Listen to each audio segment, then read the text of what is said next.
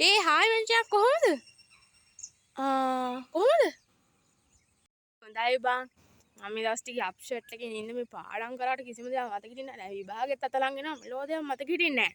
ඒ පාඩම් කරන්න ලේසි විදියක් නැද්ද කියපන්කෝ. මම මේ චැට් GPT කියන දේ ඔය අලුතෙන් ඇවිල්ලා තියෙන AI ඒකිනුත් ඇහුවා ඒකිනුත් මොනවද උත්තරයක් දුන්නේ නැහැ බං. මං ගිහිල්ලා වෙන ඇප් වලින් ඇහුවා Google සර්ච් කරා මෙලෝ දෙයකින් නාවේ නෑ ඔය.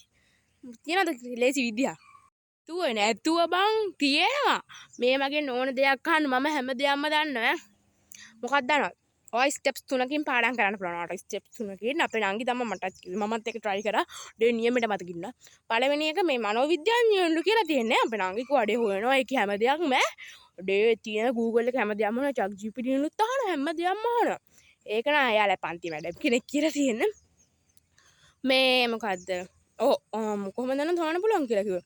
පළවෙනි එක තමයි මේ හොඳට ටෙක්ස්ට් බුක් එක අච්චුපත කියවනවා. ඊට පස්සේ ඒකෙන් ඒ මනෝවිද්‍යාඥයන් කියලා තියෙන්නේ. ඒක කියවුවොත් 50%ක මතක ඉන්නවලු.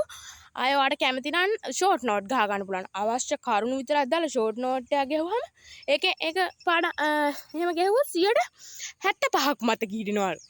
මේ ආපහු ඒ ගහපු එකත් කිව්ව 100% මතක ඉන්නවලු. නියමයි ඔයි. පාඩම් කරලා බලපන්කො නියමයට සුපිරියට මතක ඉන්නවා.